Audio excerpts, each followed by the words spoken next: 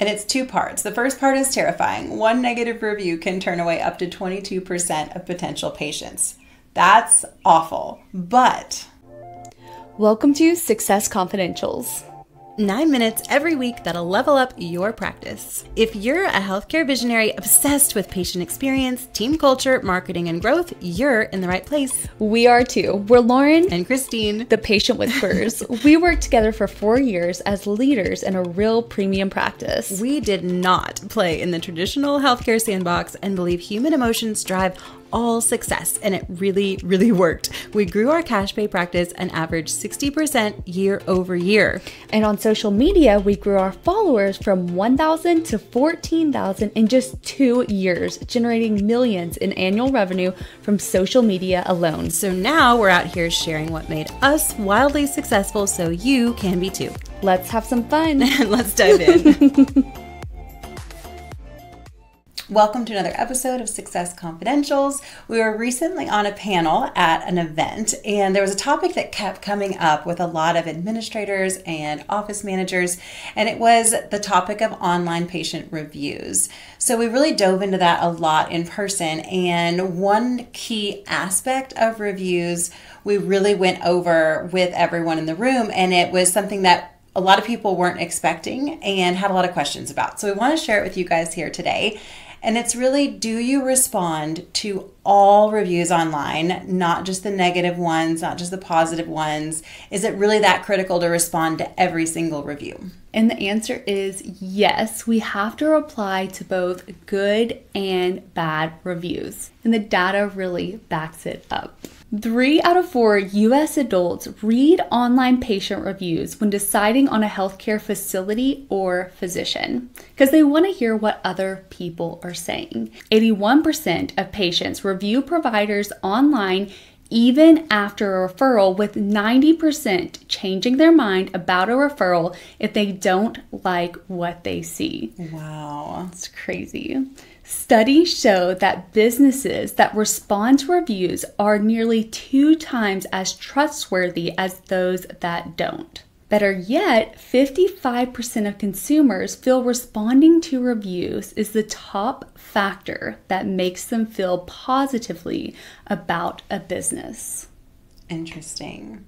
And also there's a huge SEO aspect. Responding to reviews helps our SEO, search engine optimization, and who doesn't want that as well? Typically, when we see a practice missing the mark, they fall into one of these categories. So if you fall into one of these categories, this conversation is going to help you. The first one is the practice that never responds to any reviews at all. They don't have someone watching it in their practice, or maybe, I hear this a lot, they don't have access to their Google My Business profile to even respond to these reviews. And sometimes this happens when there's just kind of miscommunication or no process or protocol formalized, where maybe you think someone's responding or someone was in charge of responding and then their position changed or we rehired. So a lot of times we work with practices who are shocked to find out that no one is responding to their online reviews. So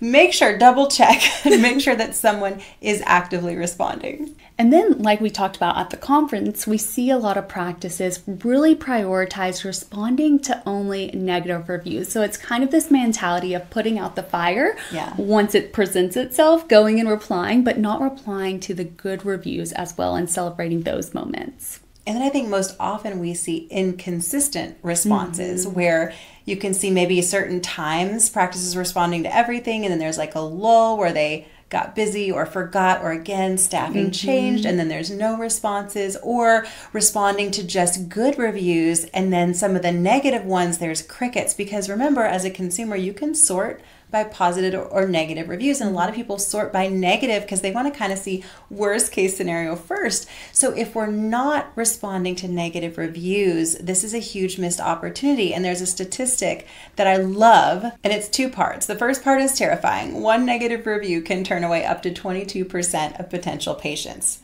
That's awful. But A well-written response can actually do the opposite. It can turn a negative review into a positive. 45% of people expect your business to respond to negative reviews and handle it, and how you handle it has more impact on their perception of your practice than the negative review itself.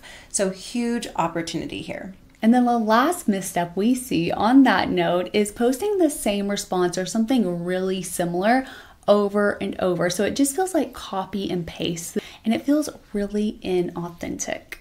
When we're responding, it's not just to the person who left that review. That's what we have to remember. Yes, that person is going to read it, but 89% of people read all your responses when they're considering your business. So it's a big audience that's going to be looking at your responses. So when it feels like the same thing over and over, so they're going to be looking at that. It's also important to note to please follow all PHI and HIPAA guidelines and not confirm that they are your patient that received care from you just because they talk about it in their Google review. As always, we want to leave you guys with actionable takeaways to go and make a difference in your practice. So overall, make sure you are responding to all good and bad reviews because your potential patients are looking at your online reviews. And then assign someone in your practice to manage it, who is in charge of keeping up with the Google reviews and the responses. And once you figure out who that key person is in your practice, communicate a process and protocol to them that is really clear and aligns with your brand voice. Make sure your responses don't feel like generic copy and paste, and have a really established protocol for negative reviews. What do we do? How do we find out more information? Understand what happened?